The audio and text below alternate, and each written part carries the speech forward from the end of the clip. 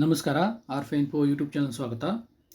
ಈ ವಿಡಿಯೋದಲ್ಲಿ ಏನು HSTR, PSTR, GPSTR ಮತ್ತು ಪಿ ಶಿಕ್ಷಕರ ನೇಮಕಾತಿಗೆ ಈ ಆನ್ಲೈನ್ ಅಪ್ಲಿಕೇಶನ್ ಫಾರ್ಮನ್ನು ಓಪನ್ ಮಾಡಿದ್ದಾರೆ. ಈ ಆನ್ಲೈನ್ ಅರ್ಜಿಯನ್ನು ಯಾವ ರೀತಿಯಾಗಿ ತುಂಬಬೇಕು, ಯಾವೆಲ್ಲ ಡಾಕ್ಯುಮೆಂಟ್ಸ್ಗಳು ಬೇಕಾಗ್ತವೆ, ಎಲ್ಲೆಲ್ಲಿ ಏನೇನು ಅಬ್ಸರ್ವ್ ಮಾಡಬೇಕು ಅನ್ನೋದನ್ನು ಈ ವಿಡಿಯೋದಲ್ಲಿ ಹೇಳ್ತಾ ಬರ್ತೀನಿ ಅಂತ ವಿಡಿಯೋವನ್ನು ಎಂಡ್ವರೆಗೆ ನೋಡಿ. ಓಕೆ. ಮತ್ತು ಡಿಸ್ಕ್ರಿಪ್ಷನ್ ಬಾಕ್ಸಲ್ಲಿ ಪ್ರೌಢಶಾಲಾ ಶಿಕ್ಷಕರ ನೇಮಕಾತಿ ಗುಂಪಿದೆ, ಅಲ್ಲಿಯೂ ಸಹಿತ ತಾವು ಜಾಯ್ನ್ ಆಗ್ಬೋದು. ಆದಮೇಲೆ ಈಗಾಗಲೇ ಒಂದಿನ ಆಯಿತು ಅಪ್ಲಿಕೇಶನ್ ಹಾಕಲಿಕ್ಕೆ ಅವಕಾಶವನ್ನು ಕೊಟ್ಟಿದ್ದಾರೆ. 15ನೇ ತಾರೀಕು ಲಾಸ್ಟ್ ಡೇಟು. ಹೀಗಾಗಿ ನೀವು 15/9 ನೀವೇನಿದ್ರು ನಿಮ್ಮ ಎಲ್ಲ ಡಾಕ್ಯುಮೆಂಟ್ಗಳನ್ನು ರೆಡಿ ಮಾಡ್ಕೋಬೇಕು. ಆ ಡಾಕ್ಯುಮೆಂಟ್ಗಳ ಮೇಲೆ 15/9/2026 ಹಿಂದಿನ ಡೇಟ್ಗಳು ಇರಲೇಬೇಕು. ಓಕೆ. ಈಗ ಅರ್ಜಿ ಸಲ್ಲಿಸುವಾಗ ಬೇಕಾಗಿರುವಂಥ ಡಾಕ್ಯುಮೆಂಟ್ಸ್ಗಳನ್ನು ನೋಡ್ತಾ ಬರೋದಾಗಿತ್ತು ಅಂತಂದರೆ, ಮೊದಲಿಗೆ SSLC ಮಾರ್ಕ್ಸ್ ಕಾರ್ಡ್ ಇರಬೇಕು, PUC ಮಾರ್ಕ್ಸ್ ಕಾರ್ಡ್ ಬೇಕು, ಡಿಗ್ರಿ ಎಲ್ಲ ಮಾರ್ಕ್ಸ್ ಕಾರ್ಡ್ಗಳು ಬೇಕು, B.Edನ ಎಲ್ಲ ಮಾರ್ಕ್ಸ್ ಕಾರ್ಡ್ಗಳು ಬೇಕು. ಓಕೆ. PG ಮಾರ್ಕ್ಸ್ ಕಾರ್ಡು ಸಹಿತ ಒಂದು ಸೆಟ್ ಇದ್ದರೆ ಇಟ್ಕೊಳ್ಳಿ, ಯಾಕಂತಂದರೆ ಕೆಲವೊಂದು ಕಡೆ ಬೇಕಾಗುತ್ತೆ. ಯಾಕಂದರೆ ಕನ್ನಡ ಇಂಗ್ಲೀಷ್ ಯಾರು B.Edಲ್ಲಿ ಕನ್ನಡ ಮಾಡಿರೋದಿಲ್ವೋ, ಡಿಗ್ರಿಯಲ್ಲಿ ಕನ್ನಡ ಮಾಡಿರೋದಿಲ್ವೋ ಅವ್ರಿಗೆ ಬೇಕಾಗುತ್ತೆ. ಈಗ ನೀವು ಸಹಿತ ಒಂದು ಮಾರ್ಕ್ಸ್ ಕಾರ್ಡನ್ನು ಇಟ್ಕೊಳ್ಳಿ. ಇದನ್ನು ಹೊರತುಪಡಿಸಿದರೆ ನಿಮಗೆ ರಿಸರ್ವೇಷನ್ಗೆ ಸಂಬಂಧಪಡುವಂಥ ಎಲ್ಲ ಡಾಕ್ಯುಮೆಂಟ್ಸ್ಗಳು ಇರಬೇಕು. ಕ್ಯಾಟಗಿರಿ ಕಾಸ್ಟ್ ಸರ್ಟಿಫಿಕೇಟು, ಯೋಜನಾ ನಿರಾಶ್ರಿತರು, 371 ಕನ್ನಡ ಮಾಧ್ಯಮ, ಗ್ರಾಮೀಣ, ಮಹಿಳಾ ಮೀಸಲಾತಿ, ಇವು ಯಾವೆಲ್ಲ ಡಾಕ್ಯುಮೆಂಟ್ಸ್ಗಳು ಬರ್ತವೆ ಅವೆಲ್ಲವನ್ನು ನೀವು ನಿಮಗೆ ಸಂಬಂಧಪಡುವಂಥ ಡಾಕ್ಯುಮೆಂಟ್ಸ್ಗಳನ್ನು ಇಟ್ಕೋಬೇಕು. ಇನ್ನು ನೆಕ್ಸ್ಟ್ ಬೇಕಾಗಿರುವಂಥದ್ದು ಯಾವುದಾದ್ರೂ ಐಡೆಂಟಿ ಕಾರ್ಡ್ ಅಂತ ಕೇಳ್ತಾರೆ ಅವರು. ಆಧಾರ್ ಕಾರ್ಡ್ ಆಗಿರ್ಬೋದು, ಎಲೆಕ್ಷನ್ ಕಾರ್ಡ್ ಆಗಿರ್ಬೋದು. ಈ ಎರಡು ಐಡೆಂಟಿ ಕಾರ್ಡ್ಗಳನ್ನು ಕೇಳಿದ್ದಾರೆ. ಹೀಗಾಗಿ ಎರಡರಲ್ಲಿ ಯಾವುದಾದ್ರೂ ಒಂದು ಬೆಟರ್ ಅಂತಂದರೆ ಆಧಾರ್ ಕಾರ್ಡನ್ನು ಇಟ್ಕೊಂಡಿರಿ. ಓಕೆ. ಹೀಗೆ ಅರ್ಜಿ ಸಲ್ಲಿಸಬೇಕು ಅಂತಂದರೆ ನಾನು ಡಿಸ್ಕ್ರಿಪ್ಷನ್ ಬಾಕ್ಸಲ್ಲಿ ಲಿಂಕ್ ಕೊಟ್ಟಿದ್ದೀನಿ. ಆ ಲಿಂಕನ್ನು ಕ್ಲಿಕ್ ಮಾಡಿದ್ರೆ ಡೈರೆಕ್ಟಾಗಿ ನೀವು ಇಲ್ಲಿಗೆ ಬರ್ತೀರಿ. ಓಕೆ. ಇದನ್ನು ಹೊರತುಪಡಿಸಿ ನೀವು ಬೇಕಿದ್ದರೆ ಸ್ಕೂಲ್ ಎಜುಕೇಷನ್ ವೆಬ್ಸೈಟ್ ಹೋಗ್ಕೊಂಡು ಅಲ್ಲಿಂದನೂ ಸಹಿತ ನೀವು ಇಲ್ಲಿ ಬರ್ಬೋದು. ಇಲ್ಲಿ ನೀವು ಲಿಂಕನ್ನು ಕ್ಲಿಕ್ ಮಾಡಿದ ನಂತರ ಮೊದಲಿಗೆ ಏನು ಮಾಡಬೇಕಾಗುತ್ತೆ, ರಿಜಿಸ್ಟರನ್ನು ಮಾಡ್ಕೋಬೇಕಾಗುತ್ತೆ. ಮೊದಲು ರಿಜಿಸ್ಟರ್ ಮಾಡ್ಕೋಬೇಕಾಗುತ್ತೆ. ಹಾಗೆ ರಿಜಿಸ್ಟರ್ ಮಾಡ್ಕೋಬೇಕಾಗಿತ್ತು ಅಂದರೆ ಮೊದಲು ಫಸ್ಟಿಗೆ 2 ಕಂಡೀಷನ್ಗಳನ್ನು ಅವ್ರು ಕೊಡ್ತಾರೆ. ಏನು ಅಂತಂದರೆ ಇಲ್ಲಿ 2 ಭಾಗವನ್ನು ಮಾಡ್ತಾರೆ ನೋಡಿ. 2003ಕ್ಕಿಂತ ಹಿಂದೆ ಕಲಿತಂಥ ಅಭ್ಯರ್ಥಿಗಳು, 2003 ನಂತರ ಕಲಿತಂಥ ಅಭ್ಯರ್ಥಿಗಳಿಗೆ 2 ಆಪ್ಷನ್ ಇದೆ. ಇಲ್ಲೇನಾಗ್ತಾರೆ, ನೀವು ಏನಾದರೂ 2003ಕ್ಕಿಂತ ಮೊದಲು ಪಾಸ್ ಆಗಿದ್ದರೆ ಅಂದರೆ 2001, 2002, 1999 ಈ ರೀತಿ ಪಾಸ್ ಆಗಿದ್ದರೆ ನೋ ಆಪ್ಷನನ್ನು ಕ್ಲಿಕ್ ಮಾಡಿಕೊಂಡು ಅರ್ಜಿಯನ್ನು ಸಲ್ಲಿಸ್ರಿ ಅಂತ ಹೇಳ್ತಾರೆ. ಈ ರೀತಿಯಾಗಿ ನೋ ಆಪ್ಷನನ್ನು ಸಲ್ಲಿಸಬೇಕು. 2003 ನಂತರದಲ್ಲಿ ಯಾರು SSLCಯನ್ನು ಪಾಸ್ ಮಾಡ್ಕೊಂಡಿದ್ರೆ ಅವರು ಎಸ್ ಅನ್ನುವಂಥ ಆಪ್ಷನನ್ನು ತುಂಬ್ಕೋಬೇಕು. ಓಕೆ. ಎಸ್ ಅನ್ನುವಂಥ ಆಪ್ಷನ್ ತುಂಬಿದ ತಕ್ಷಣ ಅವ್ರಿಗೆ ಇಲ್ಲೊಂದು ಬ್ರೊಕೆಟ್ ಓಪನ್ ಆಗುತ್ತೆ. ಆವಾಗ ನೀವು ಏನು ಮಾಡಬೇಕು, ನಿಮ್ಮ SSLCಯ ರಿಜಿಸ್ಟರ್ ನಂಬರ್ ಏನಿದೆಯಲ್ಲ, ಪರೀಕ್ಷಾ ನೋಂದಣಿ ಸಂಖ್ಯೆಯನ್ನು ಬರೆದು ನೀವು ಅರ್ಜಿಯನ್ನು ಸಲ್ಲಿಸಬೇಕಾಗಿದೆ. 2003 ಅಭ್ಯರ್ಥಿಗಳು ಇಲ್ಲಿ ಅವರಿಗೆ ರಿಜಿಸ್ಟರ್ ನಂಬರ್ ಇದ್ದರೂ ಸಹಿತ ಲಿಂಕ್ ಇರೋದಿಲ್ಲ. ಹೀಗಾಗಿ ಅದನ್ನು ನಾನು ಏನು ಮಾಡಬೇಕಾಗುತ್ತೆ, ಇಲ್ಲಿ ಬರೆಯುವಂಥ ಅವಶ್ಯಕತೆ ಇಲ್ಲ. ನೆಕ್ಸ್ಟ್ ಏನು ಮಾಡಿರಿ, ಈ ಲಾಗಿನ್ ಪೇಜನ್ನು ಏನು ಟಚ್ ಮಾಡೋದು ಬೇಡ. ನೆಕ್ಸ್ಟು ನಿಮ್ಮ ನೇಮನ್ನು ಬರೀಬೇಕು. ಅಭ್ಯರ್ಥಿ ಹೆಸರು SSLC ಮಾರ್ಕ್ಸ್ ಕಾರ್ಡಲ್ಲಿ ಯಾವ ರೀತಿಯಾಗಿದೆ ಅದೇ ರೀತಿಯಾಗಿ ಬರೀರಿ. ಕೆಲವೊಂದಿಷ್ಟು ಅಭ್ಯರ್ಥಿಗಳ ನೇಮ್ ಏನಾಗಿದೆ, SSLCಯಲ್ಲಿ ಬೇರೆ ಇದೆ, PUದಲ್ಲಿ ಬೇರೆ ಇದೆ, ಡಿಗ್ರಿದಲ್ಲಿ ಬೇರೆ ಇದೆ, ಈ ರೀತಿಯಾಗಿದೆ. ಅದರ ಬಗ್ಗೆ ಏನು ಪ್ರಾಬ್ಲಮ್ ಇಲ್ಲ. ಆದರೆ ನೇಮಕಾತಿ ಪ್ರಕ್ರಿಯೆ ಎಲ್ಲ ನಿಂತಿರುವಂಥದ್ದು ನಿಮ್ಮ SSLC ಅಂಕಪಟ್ಟಿಯಲ್ಲಿರುವಂಥ ಹೆಸರಿನ ಮೇಲೆ. ಹೀಗಾಗಿ ಅದನ್ನು ಸರಿಯಾಗಿ ಬರೀರಿ, ಕ್ಯಾಪಿಟಲ್ ಲೆಟರಲ್ಲಿ ಬರೀಬೇಕು. ಇನ್ನು ನೆಕ್ಸ್ಟ್ ನಿಮ್ಮ ಮೊಬೈಲ್ ನಂಬರನ್ನು ಬರೀರಿ. ನಿಮ್ಮಲ್ಲೇ ಇರುವಂಥ ಒಂದು ಮೊಬೈಲ್ ನಂಬರು ಆ್ಯಕ್ಟಿವ್ ಆಗಿರಬೇಕು. ಪ್ರೊಸೆಸ್ ಮುಗಿತಾನೆ ಆ ಮೊಬೈಲ್ ನಂಬರನ್ನು ತುಂಬಿದ ಮೇಲೆ ನೀವೇನು ಮಾಡಬೇಕು, ಗೆಟ್ ದ OTP ಅನ್ನುವಂಥದ್ದು ಕ್ಲಿಕ್ ಮಾಡಬೇಕು. ಆವಾಗ ಇಲ್ಲೊಂದು ಬಾಕ್ಸ್ ಓಪನ್ ಆಗುತ್ತೆ. ಆ ಬಾಕ್ಸಲ್ಲಿ ಆ OTPಯನ್ನು ಬರೆದು ಸಬ್ಮಿಟ್ ಅಂತ ಕ್ಲಿಕ್ ಮಾಡಿ. ಓಕೆ. ಸಬ್ಮಿಟ್ ಅಂತ ಕ್ಲಿಕ್ ಮಾಡಿದ ನಂತರ ಮತ್ತೇನು ವೆಯ್ಟ್ ಮಾಡುವಂಥದ್ದು ಅವಶ್ಯಕತೆ ಇಲ್ಲ. ನಿಮ್ಮ ಇಮೇಲ್ ಅಡ್ರೆಸ್ಸನ್ನು ಬರೀರಿ. ನೆಕ್ಸ್ಟು ಬಳಕೆದಾರರ ನೇಮ್ ಅಂತ ಕೊಡ್ತಾರೆ. ಯೂಸರ್ ನೇಮನ್ನು ನೀವು ಕ್ರಿಯೇಟ್ ಮಾಡ್ಕೋಬೇಕು. ಯಾವುದಾದ್ರೂ ಈಸಿಯಾಗಿರುವಂಥದ್ದು ನೆನಪಿನಲ್ಲಿರುವಂಥ ಒಂದು ಯೂಸರ್ ನೇಮನ್ನು ಬರ್ಕೊಂಡಿಟ್ಕೊಳ್ಳಿ. ಟೈಪ್ ಮಾಡಿದ ನಂತರ ಅದನ್ನು ಒಂದು ಪಟ್ಟಿಯಲ್ಲಿ ಬರ್ಕೊಂಡಿಟ್ಕೊಳ್ಳಿ. ಯಾಕಂತಂದರೆ ಮತ್ತೆ ಫಾರ್ಗೋಟ್ನ ನೆನಪಾಯಿತು ಅಂದರೆ ಮತ್ತೆ ಪ್ರಾಬ್ಲಮ್ ಆಗುತ್ತೆ. ನೆಕ್ಸ್ಟ್ ಪಾಸ್ವರ್ಡನ್ನು ಬರೀಬೇಕು. ಪಾಸ್ವರ್ಡ್ ಬರೆಯುವಾಗ ನೆನಪಿರಲಿ, ಒಂದು ಕ್ಯಾಪಿಟಲ್ ಲೆಟರ್ ಇರಬೇಕು ಮತ್ತು ಸ್ಮಾಲ್ ಲೆಟರ್ ಇರಬೇಕು. ಸ್ಪೆಷಲ್ ಕ್ಯಾರೆಕ್ಟರ್ ಅಂತಂದರೆ ಪ್ಲಸ್ಸು, ಮೈನಸ್ಸು, @ ಈ ರೀತಿ. ನೆಕ್ಸ್ಟ್ ನಂಬರ್ ಇರಬೇಕು. ಉದಾಹರಣೆಗಾಗಿ ನಾನು ಹೆಂಗೆ ಈಜಿ ಅಂತಂದರೆ ನೋಡ್ರಿ, RPA ಇನ್ಫೋ ಈ ಯೂಟ್ಯೂಬ್ ಚಾನಲ್ ಇದೆಯಲ್ಲ, RPA@2026 ಈ ರೀತಿಯಾಗಿ ಬರಬೇಕು. ಇಲ್ಲಿ ಕ್ಯಾಪಿಟಲ್ ಬಂತು, ಸ್ಮಾಲ್ ಬಂತು, ಸ್ಪೆಷಲ್ ಕ್ಯಾರೆಕ್ಟರ್ ಬಂತು ಮತ್ತು ನಂಬರ್ಸ್ ಬಂತು. ಈ ರೀತಿಯಾದಂಥ ಒಂದು ಪಾಸ್ವರ್ಡನ್ನು ರೆಡಿ ಮಾಡಿಕೊಡ್ರಿ. ನೆಕ್ಸ್ಟ್ ಪಾಸ್ವರ್ಡನ್ನು ಇಲ್ಲಿ ಕನ್ಫರ್ಮ್ ಮಾಡ್ಕೋಬೇಕು. ಓಕೆ. ಇದಾದ ನಂತರ ನೀವೇನು ಮಾಡಬೇಕು ಅಂತಂದರೆ ಇಲ್ಲಿ ಕೊಟ್ಟಿದ್ದೀರಾ ನೋಡಿರಿ. ಇದಾದ ನಂತರ ಇಲ್ಲಿ ಸೇವ್ ಅಂತ ಆಪ್ಷನ್ ಇದೆ, ಅದನ್ನು ಸೇವನ್ನು ಕ್ಲಿಕ್ ಮಾಡಬೇಕು. ಈ ಸೇವ್ ಕ್ಲಿಕ್ ಮಾಡಿದ ನಂತರ ನಿಮಗೆ ಏನಾಗುತ್ತೆ, ಈ ರೀತಿಯಾದಂಥದ್ದು ಪೇಜ್ ಓಪನ್ ಆಗುತ್ತೆ. Registration is completed successfully, please save your user name and password for the further process ಅಂತ ಕೊಡುತ್ತೆ. ಓಕೆ. ಇಲ್ಲೇನು ಮಾಡಬೇಕು, ನೀವು ಓಕೆ ಅಂತ ಕ್ಲಿಕ್ ಮಾಡಬೇಕು. ಓಕೆ. ಇಲ್ಲಿ ಓಕೆ ಅಂತ ಕ್ಲಿಕ್ ಮಾಡಿದ ನಂತರ ಈ ರೀತಿಯಾಗಿ ಬರುತ್ತೆ. ನಿಮ್ಮ ಮೊಬೈಲ್ ನಂಬರಿಗೆ ಒಂದು ಮೆಸೇಜ್ ಬರುತ್ತೆ. ನಿಮ್ಮ GPSTR ರಿಜಿಸ್ಟ್ರೇಷನ್ ಆಗಿದೆ, ನೀವು ಅಪ್ಲಿಕೇಶನ್ ನಂಬರ್, ಯೂಸರ್ ನೇಮನ್ನು ಕೊಡುತ್ತೆ. ಓಕೆ, ಇದಾದ ನಂತರ ನೀವೇನು ಮಾಡಬೇಕು ಅಂತಂದರೆ ಈ ರೀತಿಯಾದಂಥ ಒಂದು ಪೇಜ್ ಆಟೋಮೆಟಿಕ್ಲಿ ಓಪನ್ ಆಗುತ್ತೆ. ಓಕೆ, ಇಲ್ಲಿ ಓಪನ್ ಆದ ನಂತರ ನಿಮ್ಮ ಯೂಸರ್ ನೇಮು ಮತ್ತು ಪಾಸ್ವರ್ಡನ್ನು ಬರೀಬೇಕು. ಯೂಸರ್ ನೇಮ್ ಪಾಸ್ವರ್ಡನ್ನು ಬರೆದ ನಂತರ ಲಾಗಿನ್ ಆಗಬೇಕು. ಲಾಗಿನ್ ಆದ ನಂತರ ಈ ರೀತಿಯಾದಂಥ ಪೇಜ್ ಬರುತ್ತೆ. ಇಲ್ಲಿ ನೀವೇನು ಮಾಡಬೇಕು, ಇಲ್ಲಿ ಹೇಳುವಂಥ ಎಲ್ಲ ಅಂಶಗಳು ನಿಮ್ಮ ಹತ್ರ ಇರಬೇಕು. ಒಂದು ಪರ್ಸ್ನಲ್ ಡೀಟೇಲ್ ಅಂತ ಕೊಡ್ತಾರೆ. ಪರ್ಸ್ನಲ್ ಡೀಟೇಲ್ ಅಂತಂದರೆ ನಿಮ್ಮ ನೇಮು, ನಿಮ್ಮ ಅಡ್ರೆಸ್ಸು, ನಿಮ್ಮ ತಂದೆ ಹೆಸರು, ತಾಯಿ ಹೆಸರು, ನಿಮ್ಮ ಊರು ಅಂದರೆ ಸರಿಯಾಗಿರುವಂಥ ಅಡ್ರೆಸ್ ಇಟ್ಕೊಂಡಿರಿ. ನೆಕ್ಸ್ಟ್ ಬರುವಂಥದ್ದು ರಿಸರ್ವೇಷನ್ ಬರುತ್ತೆ. ರಿಸರ್ವೇಷನ್ಗೆ ಸಂಬಂಧಪಡುವಂಥ ನಿಮಗೆ ರಿಸರ್ವೇಷನ್ ಯಾವುದಾದ್ರು ನೋಡಿ, ಕಾಸ್ಟ್ ಆಗಿರ್ಬೋದು, ಇನ್ಕಮ್ ಆಗಿರ್ಬೋದು, ಕನ್ನಡ ಮಾಧ್ಯಮ, ಗ್ರಾಮೀಣ ಮಾಧ್ಯಮ, ರೂರಲ್ಲು, ಯಾವುದು ಯೋಜನಾ ನಿರಾಶ್ರಿತರು, ವುಮೆನ್ಸು, ಇವೇನಿದಾವಲ್ಲ ಅವನ್ನೆಲ್ಲ ಸ್ಪಷ್ಟವಾಗಿ ಬರ್ಕೊಂಡು ಇಟ್ಕೊಡ್ರಿ. ನೆಕ್ಸ್ಟು ಎಜುಕೇಷನ್ ಸೆಕ್ಷನಿಗೆ ಬಂದ ತಕ್ಷಣ SSLCಯಿಂದ B.Ed ವರೆಗೂ ಯಾವೆಲ್ಲ ಎಜುಕೇಷನ್ಸ್ ಡಾಕ್ಯುಮೆಂಟ್ಸ್ ಇದೆ ಅದನ್ನು ಪ್ರೊಫೆಷ್ನಲ್ ಎಜುಕೇಷನ್ಸಲ್ಲಿ B.Ed ಬರುತ್ತೆ. ನೆಕ್ಸ್ಟು TET ಮಾರ್ಕ್ಸ್ ಕಾರ್ಡ್ ಇಟ್ಕೊಳ್ರಿ. ನೆಕ್ಸ್ಟು ಪೋಸ್ಟಲ್ ಅಡ್ರೆಸ್ ಇರಬೇಕು. ಓಕೆ, ನೆಕ್ಸ್ಟು ಇದು ಇದೆ ಯಾವುದೋ photo and signature, next declaration, next payment, next print, next logout ಇದೆ. ಇಲ್ಲಿ ಪೋಸ್ಟ್ ಅಂದರೆ ನೀವು ಯಾವ ಪೋಸ್ಟಿಗೆ ಅಪ್ಲೈ ಮಾಡ್ತೀರಾ ಅಂತೇಳಿ. ಓಕೆ, ಇಲ್ಲಿ ನಾವು ಮೊದಲು ಏನು ಮಾಡಬೇಕು, ಎಜುಕೇಷನಲ್ ಸಬ್ಜೆಕ್ಟ್ ಇದು ಪರ್ಸ್ನಲ್ ಡೀಟೇಲನ್ನು ಕ್ಲಿಕ್ ಮಾಡಬೇಕು. ಪರ್ಸ್ನಲ್ ಡೀಟೇಲನ್ನು ಕ್ಲಿಕ್ ಮಾಡಿದ ನಂತರ ನಿಮಗೆ ಈ ರೀತಿಯಾಗಿ ಒಂದು ಪೇಜ್ ಓಪನ್ ಆಗುತ್ತೆ. ಓಕೆ, ಈ ಪೇಜಲ್ಲಿ ನೀವು ನಿಮ್ಮ ಹೆಸರನ್ನು ಎಲ್ಲವನ್ನು ಡೀಟೇಲಾಗಿ ಬರಿತಾ ಇರಬೇಕು. ಮೊದಲು ಹೆಸರು ಬರೀಬೇಕು, SSLCಯಲ್ಲಿದ್ದಂತೆ ತಾನೇ ಬರುತ್ತದೆ ಹೆಸರು. ನೆಕ್ಸ್ಟು ಜೆಂಡರನ್ನು ಬರೀರಿ. ನೆಕ್ಸ್ಟು ತಂದೆ ಹೆಸರು, ತಾಯಿ ಹೆಸರು, ಇದನ್ನು ಆಲ್ಮೋಸ್ಟ್ ಆಗಿ SSLC ಮತ್ತು PUC ಮಾರ್ಕ್ಸ್ ಕಾರ್ಡ್ ನೋಡ್ಕೊಂಡು ಬರೀರಿ. ಅದರಲ್ಲಿ ಯಾವ ರೀತಿಯಾಗಿದೆ ಅದೇ ರೀತಿ ಬರಲಿಕ್ಕೆ ಟ್ರೈ ಮಾಡಿ. ನೆಕ್ಸ್ಟು ನಿಮ್ಮ ಡೇಟ್ ಆಫ್ ಬರ್ತನ್ನು ಆ್ಯಸ್ ಪರ್ SSLC ಮಾರ್ಕ್ಸ್ ಕಾರ್ಡಲ್ಲಿ ಬರೀಬೇಕು. ನಿಮ್ಮ ರಿಲಿಜನನ್ನು ಸೆಲೆಕ್ಟ್ ಮಾಡ್ಕೋಬೇಕು. ನಿಮ್ಮ ವೈವಾಹಿಕ ಸ್ಥಿತಿ ಅಂತ ಕೇಳ್ತಾರೆ, ನಿಮ್ಮ ಮದುವೆ ಆಗಿದ್ರೆ ಮದುವೆ ಆಗಿದೆ, ಇಲ್ಲಾಂದರೆ ಇಲ್ಲ ಅಂತ ಬರೀರಿ. ಮ್ಯಾರಿಡು ಅನ್ಮ್ಯಾರಿಡ್ ಅನ್ನೋದನ್ನು ಇಲ್ಲಿ ಮೆನ್ಷನ್ ಮಾಡಬೇಕು. ಆದಮೇಲೆ ಇಲ್ಲಿ ಹೆಸರನ್ನು ಬರೀಬೇಕು, ಗಂಡ ಅಥವಾ ಹೆಂಡತಿ ಹೆಸರನ್ನು ಬರೀಬೇಕಾಗುತ್ತೆ. ಓಕೆ, ನೆಕ್ಸ್ಟು ಇಲ್ಲಿ ನಿಮ್ಮದು ಆಧಾರ್ ಕಾರ್ಡ್ ಅಥವಾ EID ಸಂಖ್ಯೆ ತುಂಬ್ರಿ ಅಂತ ಅಂದರೆ ಇಲೆಕ್ಷನ್ ಕಾರ್ಡ್ ನಂಬರ್ ಅಥವಾ ಆಧಾರ್ ಕಾರ್ಡನ್ನು ಇಲ್ಲಿ ತುಂಬಬೇಕು. ನೀವು ಏನನ್ನು ತುಂಬ್ತೀರಿ ಅದನ್ನ ಇಲ್ಲಿ ಅಪ್ಲೋಡ್ ಮಾಡಬೇಕು. ಇಲ್ಲಿ ಆಧಾರ್ ಕಾರ್ಡ್ ನಂಬರ್ ತುಂಬಿದ್ರೆ ಆಧಾರ್ ಕಾರ್ಡನ್ನು ಅಪ್ಲೋಡ್ ಮಾಡಬೇಕು.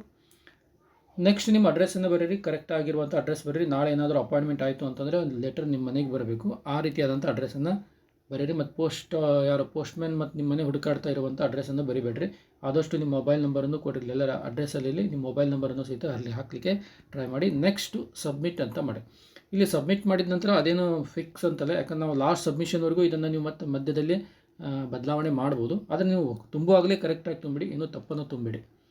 ಓಕೆ, ಇದಾದ ನಂತರ ನೆಕ್ಸ್ಟ್ ಆಪ್ಷನ್ ಇರುವಂಥದ್ದು ಕಾಸ್ಟ್ ಆಪ್ಷನ್ ಓಪನ್ ಆಗುತ್ತೆ. ಇಲ್ಲಿ ಕಾಸ್ಟ್ ಆಪ್ಷನ್ದಲ್ಲಿ ನೀವೇನಿಲ್ಲ, ನಿಮ್ಮದು ಮೀಸಲಾತಿ ಯಾವುದು ಅಂತ ಕೇಳುತ್ತೆ. ನೀವು ಮೀಸಲಾತಿಯನ್ನು ಇದೆ ಅಂತ ತುಂಬಿರಿ. ಇಲ್ಲಿ ಯಾಕಂದರೆ ಇದು ಕೇಳ್ತಾ GM ಹೊರತಾಗಿ ನಿಮ್ದು ಯಾವುದಾದ್ರೂ ಮೀಸಲಾತಿ ಬರುತ್ತೆ. ನಮಗೆ ಬರುತ್ತೆ. ಯಾವ್ದು ಬರುತ್ತೆ, ಕೆಟಗರಿ 1 ಬರ್ತಾ, ಕೆಟಗರಿ 1 ಬರೆದು RD ನಂಬರನ್ನ ಇಲ್ಲಿ ತುಂಬಬೇಕು. ನಿಮ್ಮದು 2A ಬರ್ತಾ 2A ತುಂಬಿರಿ, 3A 3B 3A ಏನೇನು ಬರ್ತದೆ ಅದೆಲ್ಲ ತುಂಬ ಹಾಕಿರಲ್ಲ, RD ನಂಬರನ್ನು ಬರೀಬೇಕು ಕೆಟಗರಿದು. ನೆಕ್ಸ್ಟ್ ಇಲ್ಲೇನು ಕೊಡ್ತಾರೆ ಅಂತಂದರೆ ಕೆಲವೊಂದು ಜನ OBCಯಲ್ಲಿ ತೆಗೆಸಿರ್ತಾರೆ. ಸೆಂಟ್ರಲ್ OBC ನಮಗೆ ಸಂಬಂಧಪಡೋದಿಲ್ಲ, ಇದು ರಾಜ್ಯಕ್ಕೆ ಸಂಬಂಧಪಡುವಂಥ ಮಾಹಿತಿ. ನೆಕ್ಸ್ಟ್ SC ಮೈಗ್ರೆಂಟ್ಸ್ ಅಂತ ಇರ್ತಾರೆ. ಯಾರೋ SCದವರು ಇಲ್ಲಿ ಮಧ್ಯಪ್ರದೇಶ, ಉತ್ತರ ಪ್ರದೇಶದವ್ರು ಬಂದು ಕರ್ನಾಟಕದಲ್ಲಿ ಇರ್ತಾರೆ, ಅವರು ಅಲ್ಲಿಂದ ಜಾತಿ ಪ್ರಮಾಣಪತ್ರ ತರ್ತಾರೆ, ಅದು ನಡೆಯೋದಿಲ್ಲ ಅಂತೇಳಿ ಅವರು ಇಲ್ಲಿ ಸ್ಪಷ್ಟವಾಗಿ ಹೇಳಿಬಿಟ್ಟಿದ್ದಾರೆ. ನೆಕ್ಸ್ಟ್ ನಿಮ್ಮ ಕೆಟಗರಿಯನ್ನು ತುಂಬಬೇಕು. SCO STO 2A 2B 3A 3B ಬರೀಬೇಕು. ನಿಮ್ಮ ಜಾತಿಯನ್ನು ಬರೀಬೇಕು. ಈ ಉದಾಹರಣೆಗೆ ಕೆಟಗರಿ 1 ಬರೆಯುತ್ತಿದೆ, ಅದರ ಜಾತಿಯನ್ನು ಬರೆಯುತ್ತಿದೆ. SC ಬರೆಯುತ್ತಿದೆ, ಅದರ ಜಾತಿಯನ್ನು ಬರೆಯುತ್ತಿದೆ. ಓಕೆ, ನೆಕ್ಸ್ಟ್ ಇಲ್ಲಿ ಇನ್ನೊಂದೇನು ಕನ್ಸೆಷನ್ ಇದೆ ಅಂತಂದರೆ ಫೀ ಕನ್ಸೆಷನ್ ಅಂತ ಕೊಡ್ತಾರೆ ಅವರು. ಫೀ ಕನ್ಸೆಷನ್ ಮಾಡಬೇಕಾಗಿತ್ತು ಅಂದರೆ ಪ್ರತಿಯೊಬ್ಬರು ನೀವು ಇನ್ಕಮ್ ಸರ್ಟಿಫಿಕೇಟನ್ನು ಹಚ್ಚಲೇಬೇಕು. ಅದರಲ್ಲೂ ಸಹಿತ certificate is compulsory for the SC ST category 1 candidate for the fee concession ಅಂತ ಕೊಡ್ತಾರೆ. ಅಂದರೆ ಆನ್ಲೈನ್ ಅರ್ಜಿ ತುಂಬಿಸುವಾಗ ಫಾರ್ಮಿಗೆ ಏನು ಫೀ ಇದೆಯಲ್ಲ, ಈ ಕೆಟಗರಿ 1 ಮೋಸ್ಟ್ಲಿ 700 ಏನಿದೆ, ಜನರಲ್ ಮ್ಯಾಟ್ರಿಕ್ 1000 ಇದೆ ಅಂತ ಇಟ್ಕೊಡ್ರಿ. ನಾನು 700 ರೂಪಾಯಿ ನನಗೆ ತುಂಬಬೇಕಪ್ಪ ಅಂತಂದರೆ ನೀವು ಆದಾಯ ಪ್ರಮಾಣಪತ್ರವನ್ನು ಕಡ್ಡಾಯವಾಗಿ ತುಂಬಬೇಕು ಅಂತ ಹೇಳ್ತಾರೆ. ಹೀಗಾಗಿ ಇದರಲ್ಲಿ ಯಾವುದಾದ್ರೂ ಒಂದನ್ನು ನೀವು ಕಂಪಲ್ಸರಿಯಾಗಿ ತುಂಬಲೇಬೇಕಾಗುತ್ತೆ. ಅಕಸ್ಮಾತ್ ನೀವು ತುಂಬದೇ ಇದ್ದರೂ ಮುಂದೆ ಹಾಗೆ ಸ್ಕಿಪ್ ಮಾಡ್ಕೊಂಡು ಹೋಗಿ, ಯಾಕಂದರೆ ಸಬ್ಮಿಟ್ ಮಾಡೋ ಟೈಮಲ್ಲಿ ಏನು ತೋರಿಸುತ್ತೆ ಅನ್ನೋದು ನನಗೂ ಐಡಿಯಾ ಇಲ್ಲ ಅಷ್ಟು. ಹೀಗಾಗಿ ಇದಂತೂ ಕೊಟ್ಟಿದ್ದಾರೆ. ಅದರಲ್ಲಿ 2 ಸೆಕ್ಷನ್ ಇದೆ. ಕೆಟಗರಿ SC ST ಕೆಟಗರಿ 1 10 ಲಕ್ಷವರೆಗೂ ಕಡಿಮೆ ಇದ್ದವರಿಗೆ ಫೀ ಕನ್ಸೆಷನ್ ಇದೆ, ಉಳಿದಂಥವ್ರಿಗೆ 8 ಲಕ್ಷ ಇದೆ. ಓಕೆ, ಇಲ್ಲಿ ಕೊಟ್ಟಿದ್ದಾರೆ ನಿಮ್ಮ ಆದಾಯವನ್ನು ಇಲ್ಲಿ ತುಂಬಬೇಕು. ಇದನ್ನು ಕ್ಲಿಕ್ ಮಾಡಿ ಸೇವ್ ದ ಇನ್ಕಮ್ ಅಂತೇಳಿ ಇದನ್ನು ಕ್ಲಿಕ್ ಮಾಡ್ಕೋಬೇಕು. ಮತ್ತು ಇಲ್ಲೇನಿದೆ EWS ಮತ್ತು ಆರ್ಯವೈಶ್ಯ ಅನ್ನೋರಿಗೆ ಯಾವುದೇ ರೀತಿಯಾದಂಥ ಫೀ ಇದನ್ನು ಮಾಡೋಂಗಿಲ್ಲ, ಕನ್ಸೆಷನ್ ಕೊಡೋದಿಲ್ಲ ಅಂತೇಳಿ ಕೊಟ್ಟಿದ್ದಾರೆ. ಅವರು ಕಂಪಲ್ಸರಿಯಾಗಿ ಫೀ ತುಂಬಲೇಬೇಕು. ಓಕೆ, ನೆಕ್ಸ್ಟು ಇವೆಲ್ಲ PH ಕ್ಯಾಂಡಿಡೇಟ್ ಬಗ್ಗೆ ಬರ್ತದೆ. ನಿಮ್ದು ಏನಾದರೂ PH ಇದ್ದೀರಾ, ಏನಾದರೂ ನಿಮಗೆ ಪರೀಕ್ಷೆ ಬರಲಿಕ್ಕೆ ಅಂದರೆ ಅಂದರು ಅಂತ ಬಂದ ತಕ್ಷಣ ಓಕೆ, ಅಂಧರು ಮತ್ತು ಕೈ ಇಲ್ಲದೆ ಇರೋರು ಬಂದ ತಕ್ಷಣ ಅವ್ರ ಪರೀಕ್ಷೆ ಬರಲಿಕ್ಕೆ ಯಾರಾದರೂ ಬೇಕಾ, ಅವರು ನೀವು ಸರ್ಕಾರಿ ನೌಕರರೇ, ಇವೆಲ್ಲ ಡಿಟೇಲ್ ಇದೆ, ಅವನ್ನೆಲ್ಲ ತುಂಬ್ತಾ ಬರ್ರಿ ನಿಮ್ಮ ಇದಕ್ಕೆ ಸಂಬಂಧಪಟ್ಟಂಗೆ. ನೀವೇನಾದರೂ ಸರ್ಕಾರಿ ನೌಕರಿ ಯಾವ ಡೀಟೇಲು, ಡಿಪಾರ್ಟ್ಮೆಂಟ್ ಯಾವುದು, ಯಾವ ಜಾಬನ್ನು ಮಾಡ್ತಾಯಿದ್ರಿ, ಪರ್ಮಿಷನ್ ಲೆಟ್ರ್ ಇದೆಯಾ, ಇವೆಲ್ಲ ಇದೆ. ಯಾರು ಜಾಬ್ ಇರ್ತಾರೆ ಅವ್ರಿಗೆ. ನೆಕ್ಸ್ಟು ನೀವು ಏನಾದರೂ 371 ಕ್ಲೇಮ್ ಮಾಡ್ತೀರಾ, ಅದನ್ನೂ ಸಹಿತ ಇಲ್ಲಿ ತುಂಬೋದು. ಮಾಡ್ತೀನಿ ಅಂತ ಬರೀಬೇಕು, ಇಲ್ಲಾಂದರೆ ಇಲ್ಲ ಅಂತ ಬರೀಬೇಕು. ಓಕೆ, ಇದಾದ ನಂತರ ನೆಕ್ಸ್ಟು ನಿಮ್ಮ ಕನ್ನಡ ಮಾಧ್ಯಮ, ಗ್ರಾಮೀಣ ಮಾಧ್ಯಮ ಬಗ್ಗೆ ಇದೆ. ಇದು ನಿಮಗೆ ಎಸ್ ಇದ್ದರೆ ಎಸ್ ಹಾಕಿ, ನೋ ಇದ್ದರೆ ನೋ ಹಾಕ್ತಾ ಬರ್ರಿ. ನೆಕ್ಸ್ಟ್ ಬರುವಂಥದ್ದು ಇಲ್ಲೇ ಹಾಕಿದ್ದಾರೆ ನೋಡ್ರಿ, ಇಲ್ಲೇ ಇದ್ದೀರಿ study in Kannada class 1 to 10 Kannada ವ್ಯಾಸಂಗ ಮಾಡಿದರೆ ಎಸ್ ಅಥವಾ ನೋ. ಓಕೆ, ಇಲ್ಲಿ ಒಂದು ಸೆಕ್ಷನ್ದಲ್ಲಿ ಅಪ್ಲೋಡ್ ಮಾಡೋದಿರುತ್ತೆ, ನೀವು ಅದನ್ನ ಸ್ಪಷ್ಟವಾಗಿ ನೋಡ್ಕೊಡ್ರಿ. ನೀವು ಮತ್ತೆ ಮಾಜಿ ಸೈನಿಕರ ಎಷ್ಟು ವರ್ಷ ಸೇವೆ ಸಲ್ಲಿಸಿದ್ರಿ, ಮಾಜಿ ಸೈನಿಕರಾದರೆ ಸಂಬಂಧ ಏನು, ಇವೆಲ್ಲ ಇದೆ. ಅದನ್ನು ನಿಮಗೆ ಸಂಬಂಧಪಟ್ಟಂಗೆ ಬರೀ. ಯೋಜನೆ ಅಂದರೆ ಅಷ್ಟರ. ಓಕೆ, ವರ್ಷವನ್ನು ನಮೂದಿಸಬಹುದು, ಎಷ್ಟು ಯಾವಾಗಿನ ಅಂತೇಳಿ. ನೆಕ್ಸ್ಟ್ ಇಲ್ಲಿ ಬರುವಂಥದ್ದು ಏನು ಅಂತಂದರೆ ಇವೆಲ್ಲ ಫಾರ್ಮ್ಗಳನ್ನು ಅಪ್ಲೋಡ್ ಮಾಡ್ತಾ ಹೋಗೋದು. ನೀವು ಗ್ರಾಮೀಣ ಆಗಿದ್ದರೆ ಗ್ರಾಮೀಣ ಹಾಕಬೇಕು, ಕನ್ನಡ ಮಾಧ್ಯಮ ವ್ಯಾಸಂಗ ಪ್ರಮಾಣಪತ್ರ, ಸೈನಿಕ ಪ್ರಮಾಣಪತ್ರ, ಸರ್ಕಾರಿ ಸೇವಾ ಪ್ರಮಾಣಪತ್ರ, PH ಇದ್ದರೆ PH. ಓಕೆ, 371 370 ಇವು ಅಷ್ಟು ಡಾಕ್ಯುಮೆಂಟನ್ನು ಅಪ್ಲೋಡ್ ಮಾಡಬೇಕಾಗುತ್ತೆ. ಹಾಗಾಗಿ ಮೊದಲೇ ನೀವೇನು ಮಾಡಬೇಕು, ಅದನ್ನ ಸ್ಕ್ಯಾನ್ ಮಾಡಿಕೊಂಡು ಇಟ್ಕೊಂಡಿರಿ. ಓಕೆ, ಈ ರೀತಿಯಾಗಿ ಆದ ತಕ್ಷಣ ನೀವೇನು ಮಾಡಬೇಕು, ಇಲ್ಲಿ ಸೇವ್ ಅನ್ನುವಂಥ ಪದವನ್ನು ಕ್ಲಿಕ್ ಮಾಡಬೇಕು. ಅಂದರೆ ನಿಮ್ಮ ಡಾಕ್ಯುಮೆಂಟ್ ಪ್ರಕಾರ ಸೇವ್ ಆಯಿತು. ಓಕೆ, ಇಲ್ಲಿ ಏನಿದೆ, to claim the rural quota candidate must have to 10 years in rural region of Karnataka for the GM candidate under rule ಅಂತ ಕೊಡ್ತಾರೆ. ನೀವೇನಾದರೂ ಇದು ಇದ್ರೆ ಓಕೆ, ಇದನ್ನ ಬಗ್ಗೆ ಏನೂ ಸಮಸ್ಯೆ ಇಲ್ಲ.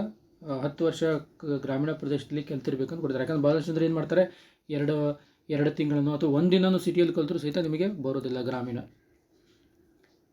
ನೆಕ್ಸ್ಟು ನಿಮ್ಮದು ಎಜುಕೇಷನಲ್ ಡಿಟೇಲ್ ಬರ್ತದೆ. ನಾವು ರಿಸರ್ವೇಷನ್ ಮುಗಿದಾದ ನಂತರ ಎಜುಕೇಷನ್ ಡಿಟೇಲ್ ಬರ್ತದೆ. ಅದನ್ನು ಪ್ರತಿಯೊಂದನ್ನು ತುಂಬ್ತಾ ಬರಬೇಕು. ಇಲ್ಲಿ ಮೊದಲು SLC ಇದೆ.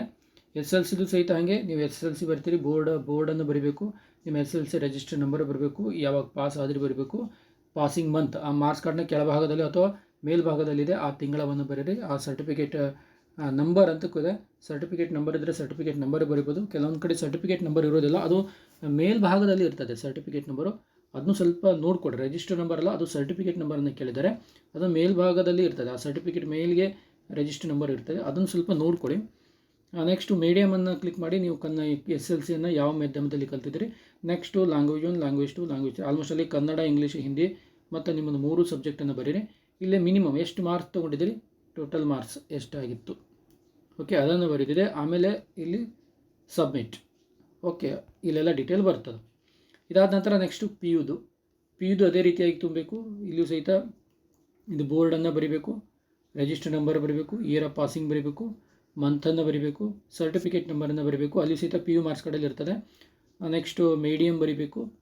ಓಕೆ, ಕಾಂಬಿನೇಷನ್ ಯಾವುದ್ಯಾವುದಿತ್ತು ಅನ್ನೋದು ಸಿಲೆಕ್ಟ್ ಮಾಡಬೇಕು. ಇಲ್ಲಿ ಸಿಲೆಕ್ಟ್ ಮಾಡಿದ ನಂತರ ಬರುವಂಥದ್ದು, ನೀವು ತುಂಬುವಂಥದ್ದಲ್ಲ. ನೆಕ್ಸ್ಟ್ ಇಲ್ಲಿಯೂ ಸಹಿತ ಡೀಟೇಲ್ ಆಗಿ ಬರಿತಾ ಬರಿ. ಇಲ್ಲಿ ಯಾಕಂದರೆ ಇದು ಏನಾಗುತ್ತೆ, ನಿಮ್ಮ ಸೈನ್ಸಿಗೆ ಏನಿಸಿದರೆ ಅದು ಸಬ್ಜೆಕ್ಟ್ ಸ್ಪೆಸಿಫಿಕ್ ಆಗಿ ತೋರಿಸುತ್ತೆ. ಇಲ್ಲೇ ಡೈರೆಕ್ಟಾಗಿ ಲ್ಯಾಂಗ್ವೇಜ್ 1 ಮಾರ್ಕ್ಸ್ ಕಾರ್ಡಲ್ಲಿ ಯಾವ ರೀತಿ ಆಗಿದೆ ಅದೇ ರೀತಿಯಾಗಿ ಲ್ಯಾಂಗ್ವೇಜ್ 1, ಲ್ಯಾಂಗ್ವೇಜ್ 2 ಎಷ್ಟೆಷ್ಟು ಮಾರ್ಕ್ಸ್ ತೊಗೊಂಡ್ರಿ. ಓಕೆ, ಮಿನಿಮಮ್ ಮಾರ್ಕ್ಸ್ ಆಪ್ಟೆಂಡ್ ಅಂತ ಬರಿತಾ ಬರ್ರಿ. ಓಕೆ, ಮ್ಯಾಕ್ಸಿಮಮ್ ಮಾರ್ಕ್ಸ್ ಇದೆ, ಮ್ಯಾಕ್ಸಿಮಮ್ ಮಾರ್ಕ್ಸು ಆಪ್ಟೆಂಡ್ ಮಾರ್ಕ್ಸ್ ಇದೆ. ನೆಕ್ಸ್ಟು ಸಬ್ಮಿಟ್ ದ PUದು. ನೆಕ್ಸ್ಟ್ ಬರುವಂಥದ್ದು ಡಿಗ್ರಿದು ಬರ್ತದೆ. ಇಲ್ಲಿಯೂ ಸಹಿತ ಡಿಗ್ರಿಯಲ್ಲಿ ನೀವು ರೆಗ್ಯುಲರ, ಫಸ್ಟಿಗೆ ರೆಗ್ಯುಲರ, ನೆಕ್ಸ್ಟ್ನೆಲ್ಲ ಬರೀಬೇಕು, ರಿಜಿಸ್ಟರ್ ನಂಬರನ್ನು ಬರೀಬೇಕು. ನೆಕ್ಸ್ಟು ಯಾವ ವರ್ಷ ಅಡ್ಮಿಷನ್ ಮಾಡಿದರೆ, ಪಾಸ್ ಆದಂಥ ಇಯರ್ ಯಾವುದು, ನೀವು ಯಾವ್ಯಾವ ಐಚ್ಛಿಕ ವಿಷಯಗಳನ್ನು ಪಡೆದಿದ್ದೀರಿ, ಆಪ್ಷನಲ್ನಲ್ಲಿ ಯೂನಿವರ್ಸಿಟಿ ಯಾವುದಿದೆ, ನೆಕ್ಸ್ಟು ವ್ಯಾಸಂಗ ಮಾಡಿದ ಮಾಧ್ಯಮ ಯಾವುದಿದೆ, ಸರ್ಟಿಫಿಕೇಟ್, ಕಾನ್ವಿಕೇಷನ್ ಆರ್ ಪ್ರೊವಿಷನಲ್ ಪ್ರಮಾಣಪತ್ರ ಅಂತ ಕೊಟ್ಟಿದ್ದಾರೆ. ಇಲ್ಲಿ ಆಲ್ಮೋಸ್ಟಲ್ ಆಗಿ ಪಾಸಿಂಗ್ ಸರ್ಟಿಫಿಕೇಟ್ ಇದ್ದರೆ ಓಕೆ, ಕಾನ್ವಿಕೇಷನ್ ಅವಶ್ಯಕತೆ ಅಂತಿಲ್ಲ, ಪಾಸಿಂಗ್ ಸರ್ಟಿಫಿಕೇಟ್ ಇದ್ರೂ ಸಹಿತ ನಡೀತದೆ. ಅವ್ರು ಅದೇ ಹೇಳ್ತಾರೆ ಇಲ್ಲಿ ಏನಂತಾರೆ, ಸರ್ಟಿಫಿಕೇಟ್ ನಂಬರ್ಸ್ ಅಂತ ಕೊಡ್ತಾರೆ, ಕಾನ್ವೊಕೇಷನ್ ಆರ್ ಪ್ರೊವಿಷನಲ್ ಅಂತ ಇದೆ. ಓಕೆ, ಸರ್ಟಿಫಿಕೇಟ್ ನಂಬರನ್ನು ಬರೀಬೇಕಿದೆ. ನೆಕ್ಸ್ಟು ಇಲ್ಲಿಗೆ ಕಾನ್ವೊಕೇಷನ್ ನಂಬರ್ ಆದರೂ ಬರ್ದಾಕ್ರಿ, ಇಲ್ಲ ಸರ್ಟಿಫಿಕೇಟ್ ನಂಬರನ್ನು ಬರೀರಿ. ನೆಕ್ಸ್ಟ್ ಇರುವಂಥದ್ದು ಏನು ಅಂತಂದರೆ ಲ್ಯಾಂಗ್ವೇಜ್ ಬರ್ತದೆ. ನೀವು ಯಾವ್ಯಾವ ಲ್ಯಾಂಗ್ವೇಜನ್ನು ಸ್ಟಡಿ ಮಾಡಿದ್ರಿ ಬರೀರಿ, ಅಥವಾ ಇಲ್ಲಿ ಮ್ಯಾನ್ಯುವಲ್ ಆಗಿ ಕೊಟ್ಟಿದ್ದಾರೆ ಅದು ಟೈಪು ಮಾಡ್ಬೋದು. ನೆಕ್ಸ್ಟ್ ನಿಮ್ಮ ಸಬ್ಜೆಕ್ಟನ್ನು ಎಲ್ಲವನ್ನು ಸೆಲೆಕ್ಟ್ ಮಾಡ್ತಾ ಬರೀ. ಆಪ್ಷನಲ್ಲು ಒಂದು ಐಚ್ಛಿಕ ಯಾವುದಿದೆ ಅದನ್ನು, 2ನೇ ಐಚ್ಛಿಕ, 3ನೇ ಐಚ್ಛಿಕ, ಮತ್ತು ಫಸ್ಟ್ ಇಯರಲ್ಲಿ ಎಷ್ಟು ಮ್ಯಾಕ್ಸಿಮಮ್ ಮಾರ್ಕ್ಸ್ ಇದೆ ಅದನ್ನು ಬರೀಬೇಕು. ಫಸ್ಟ್ ಇಯರಲ್ಲಿ ಆಪ್ಟೆಂಡ್ ಮಾರ್ಕ್ಸ್ ಎಷ್ಟು ಮಾರ್ಕ್ಸ್ ತೊಗೊಂಡ್ರಿ. ಈಗ ಉದಾಹರಣೆಗೆ 100 ಮಾರ್ಕ್ಸ್ ಇತ್ತು, ಇಲ್ಲಿ 70 ತೊಗೊಂಡ್ರಿ 70. ಸೆಕೆಂಡ್ ಇಯರಲ್ಲಿ 100 ಮಾರ್ಕ್ಸ್ ಇತ್ತು, 80 ತೊಗೊಂಡ್ರಿ 80. ಈ ರೀತಿಯಾಗಿ ಬರೀತಾ ಬರೀ. ಇಲ್ಲಿ ಕೊಟ್ಟಿದ್ದಾರೆ, ಇದರಲ್ಲಿ ಏನು ಕನ್ಫ್ಯೂಷನ್ ಆಗುವಂಥದ್ದೇನಿಲ್ಲ, ಜಸ್ಟ್ ನೋಡ್ತಾ ಬರೋದು. ಇದು ಸೆಕೆಂಡ್ ಇಯರ್ ಎಷ್ಟು ಮಾರ್ಕ್ಸ್ ಬಂತು, ಥರ್ಡ್ ಇಯರ್ ಮ್ಯಾಕ್ಸಿಮಮ್ ಮಾರ್ಕ್ಸು ಎಷ್ಟು ಮಾರ್ಕ್ಸ್ ತೊಗೊಂಡ್ರೆ, ಆಮೇಲೆ ಅದೇನಿದೆ ಟೋಟಲ್ ಮಾರ್ಕ್ಸು ಅಲ್ಲಿ ಡಿಸ್ಪ್ಲೇ ಆಗ್ತಾ ಬರುತ್ತೆ. ಓಕೆ, ಈ ರೀತಿಯಾಗಿ ನಾವೇನು ಮಾಡ್ತೀವಿ, ಡಿಗ್ರಿದನ್ನು ತುಂಬ್ತಾ ಬರ್ತೀವಿ. ಓಕೆ, ಟೋಟಲ್ ಮ್ಯಾಕ್ಸಿಮಮ್ ಮಾರ್ಕ್ಸ್ ಎಲ್ಲ ಸೇರಿಕೊಂಡು ಇನ್ಕ್ಲೂಡಿಂಗ್ ಎಲ್ಲ ಮಾರ್ಕ್ಸಿನ ಆಲ್ ಸಬ್ಜೆಕ್ಟ್ ಇನ್ಕ್ಲೂಡಿಂಗ್ ಲ್ಯಾಂಗ್ವೇಜ್ ಎಲ್ಲ ಸೇರಿಕೊಂಡು ಐಚ್ಛಿಕ ಒಟ್ಟು ಗರಿಷ್ಠ ಪದವಿ ಎಲ್ಲ ಭಾಷೆಗಳು ಮತ್ತು ಎಲ್ಲ ಸೇರಿಕೊಂಡು ಒಟ್ಟು ಮಾರ್ಕ್ಸ್ಗಳು. ಇಲ್ಲೇ ಸಬ್ಮಿಟನ್ನು ಡಿಗ್ರಿಯನ್ನು ಕೊಡಿ. ಇದಾದ ನಂತರ ಬರುವಂಥದ್ದು BE BTech ಮಾಡಿದಂಥ ಅಭ್ಯರ್ಥಿಗಳು ಇಲ್ಲಿಯೂ ಸಹಿತ ಅವರು ಸಹಿತ ಸೆಲೆಕ್ಟ್ ಮಾಡ್ಕೋಬೇಕು, ಯಾವ ಬ್ರ್ಯಾಂಚು, ಯೂನಿವರ್ಸಿಟಿ ಯಾವುದು, year of admission, year of passing, register number ಇದೆ, ಸರ್ಟಿಫಿಕೇಟ್ ನಂಬರ್ ಅಂತ ಕೇಳಿದ್ದಾರೆ, ಅದನ್ನು ಸಹಿತ ಇಲ್ಲಿ ಸರಿಯಾಗಿ ಬರೀರಿ. ನೆಕ್ಸ್ಟು ಎಷ್ಟು ಮ್ಯಾಥಮೆಟಿಕ್ಸಲ್ಲಿ ಎಷ್ಟು ಮಾರ್ಕ್ಸ್ ಇದೆ, ಅಪ್ಲೈಡ್ ಇದರಲ್ಲಿ ಎಷ್ಟು ಮಾರ್ಕ್ಸ್ ಇದೆ, ಎಷ್ಟು ಮಾರ್ಕ್ಸ್ ತೊಗೊಂಡ್ರೆ ಇವೆಲ್ಲ ಬರೆದು ನೆಕ್ಸ್ಟ್ ಅವರು ಸಹಿತ ಸಬ್ಮಿಟ್ ಮಾಡಬೇಕು. ನೆಕ್ಸ್ಟ್ ಬರುವಂಥವ್ರು BCA ಅವರು ಬರ್ತಾರೆ, ಕಂಪ್ಯೂಟರ್ ಶಿಕ್ಷಕರು, ಅವ್ರದ್ದು ಸಹಿತ ಸೇಮ್ ಇದೆ. ನಿಮ್ಮದು ಸಹಿತ ಡಿಗ್ರಿಯನ್ನು ಸೆಲೆಕ್ಟ್ ಮಾಡಬೇಕು. BCAನ BSc ಕಂಪ್ಯೂಟರ್ ಸೈನ್ಸ್ ಎರಡೇ ಕೊಟ್ಟಿದ್ದಾರೆ, ಎರಡಿದೆಯಾ. ಯೂನಿವರ್ಸಿಟಿ ಬರೀರಿ, year of admission, year of passing, registration number, certificate number ಮತ್ತು ಮ್ಯಾಕ್ಸಿಮಮ್ ಮಾರ್ಕ್ಸ್ ಎಷ್ಟು, ಆಪ್ಟೈನ್ ಮಾರ್ಕ್ಸ್ ಎಷ್ಟು. ಇದಾದ ನಂತರ PG ಬಗ್ಗೆ ಕೇಳಿದ್ದಾರೆ, ಯಾಕಂದರೆ ಇಲ್ಲಿ ಆಲ್ಮೋಸ್ಟ್ ಆಗಿ ಕನ್ನಡ ಮತ್ತು ಇಂಗ್ಲೀಷಿಗೆ ಇದು ಬೇಕಾಗುತ್ತೆ. ಅವರು PG ಸಹಿತ ಪ್ರಸ್ತುತ ಪೋಸ್ಟ್ ಗ್ರಾಜ್ಯುಯೇಟ್ ಕನ್ನಡ ಲ್ಯಾಂಗ್ವೇಜಲ್ಲಿ ಮಾಡಿದ್ದೀರಾ ಅಂತ ಕೇಳ್ತಾರೆ. ಮತ್ತು ಇಂಗ್ಲೀಷ್ ಇದೆಯಾ ಅಥವಾ ಡಿಪ್ಲೊಮಾ ಸರ್ಟಿಫಿಕೇಟ್ ಇದೆಯಾ ಅಥವಾ ಇವು ಇದೆ, ಇದ್ದರೆ ಇದೆ ಅಂತ ಹಾಕಿ, ಇಲ್ಲಾಂದ್ರೆ ಇಲ್ಲ ಅಂತ ಹಾಕಿ.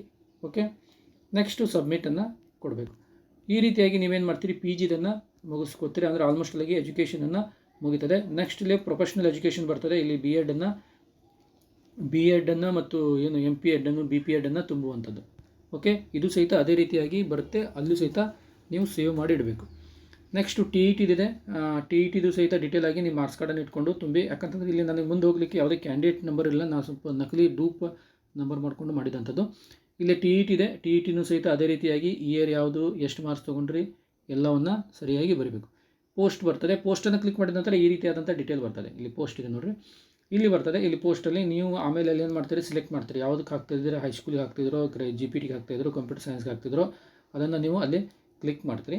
Next applied post for preference ಅಂತ ಕೊಡ್ತಾರೆ, ಯಾವ್ಯಾವ ಪೋಸ್ಟಿಗೆ ಎಲ್ಲೆಲ್ಲಿ ಅಪ್ಲೈ ಮಾಡಿದ್ರೆ, ಯಾಕೆ ಒಬ್ಬರಿಗೆ ಒಂದಕ್ಕಿಂತ ಹೆಚ್ಚಿರ್ತದೆ, ಅದು ಒಬ್ಬನೇ ವಿದ್ಯಾರ್ಥಿ GPT HSTR ಹಾಕ್ತಿರ್ತಾನೆ, ಅದನ್ನು ಅಲ್ಲಿ ನೋಡಬೇಕು. ಎಕ್ಸಾಮ್ ಪ್ಲೇಸನ್ನು ನೀವು ಪ್ರಿಫರೆನ್ಸ್ ಕೊಡಬೇಕು. 1 2 3 ಇದೆ, ಯಾವುದಾದ್ರೂ ಒಂದು ಎಕ್ಸಾಮ್ ಪ್ಲೇಸನ್ನು ಕೊಡಬೇಕು, ಅಲ್ಲಿ ಡಿಸ್ಪ್ಲೇ ಆಗ್ತಾ ಇರುತ್ತೆ. ಓಕೆ, ಇದಾದ ನಂತರ ಬರುವಂಥದ್ದು ಏನಿದೆ, ಪೋಸ್ಟ್ ಆದ ನಂತರ ಬರುವಂಥದ್ದು ಫೋಟೋ ಆ್ಯಂಡ್ ಸಿಗ್ನೇಚರ್ ಬರ್ತದೆ. ಇದೇನು ನೀವೆಲ್ಲ ಆಲ್ಮೋಸ್ಟ್ ಆಗಿ ಎಲ್ಲ ಕಾಂಪಿಟೇಟಿವ್ ಎಕ್ಸಾಮಿಗೆ ಬರೆದಂಥದ್ದು ಪೋಸ್ಟ್, ಇದು photo and signature. Photo and ಸಿಗ್ನೇಚರನ್ನು ಅಪ್ಲೋಡ್ ಮಾಡಬೇಕು. ಫೋಟೋ ಆ್ಯಂಡ್ ಸಿಗ್ನೇಚರನ್ನು ಅಪ್ಲೋಡ್ ಮಾಡಿದ ನಂತರ ನಿಮಗೆ ಬರುವಂಥದ್ದು ಇಲ್ಲಿದೆ ನೋಡಿ, ಒಂದು ನಿಮಿಷ.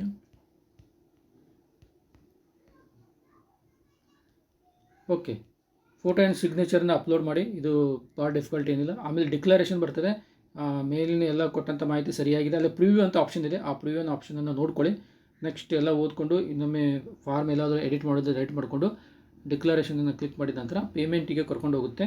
ನೀವು ಗೂಗಲ್ ಪೇಯಲ್ಲಿ ಮಿನಿಮಮ್ ನಿಮ್ದು ಎಷ್ಟು ಪೋಸ್ಟಿಗೆ ಅಪ್ಲೈ ಮಾಡ್ತಾರೆ, ಎಷ್ಟು ಮಿನಿಮಮ್ ಇದೆ ಅದನ್ನು ನೋಡಿಕೊಂಡು ನೀವೇನು ಮಾಡಿ ಪೇಮೆಂಟನ್ನು ಮಾಡಿ. ನೆಕ್ಸ್ಟ್ ಏನಿದೆ, ಪೇಮೆಂಟ್ ಮಾಡಿದ ನಂತರ ಒಂದು 24 ತಾಸು, ಕೆಲವೊಂದು ಸರಿ ನೆಟ್ವರ್ಕ್ ಬ್ಯುಸಿ ಇದ್ದರೆ 24 ತಾಸುವರೆಗೂ ಪ್ರಿಂಟ್ ಬರೋದಿಲ್ಲ. ಅದನ್ನು ನೀವೇನು ಮಾಡಬೇಕು, ಅಪ್ಲಿಕೇಶನ್ ಪ್ರಿಂಟ್ ತೊಗೊಂಡು ಲಾಗೌಟನ್ನು ಸಹಿತ ಮಾಡ್ಬೋದು. ಈ ರೀತಿಯಾಗಿ ಈಸಿಯಾಗಿದೆ, ನೀವು ಯಾರೂ ಹೆದರುವಂಥ ಅವಶ್ಯಕತೆ ಇಲ್ಲ. ಒಂದು 2-3 ಕನ್ಫ್ಯೂಷನ್ ಬರ್ತದೆ, ನಾನು ಅದನ್ನ ಕ್ಲಿಯರ್ ಮಾಡಿಕೊಂಡು ಮುಂದಿನ ವಿಡಿಯೋದಲ್ಲಿ ಅದನ್ನ ಮಾಡ್ತಾ ಬರ್ತೀನಿ. ಮತ್ತು ಡಿಸ್ಕ್ರಿಪ್ಷನ್ ಬಾಕ್ಸಲ್ಲಿ ಪ್ರೌಢಶಾಲಾ ಶಿಕ್ಷಕರ ನೇಮಕಾತಿ ಗುಂಪಿದೆ, ಅಲ್ಲಿ ಸಹಿತ ತಾವು ಜಾಯ್ನ್ ಆಗ್ಬೋದು. Okay, thank you.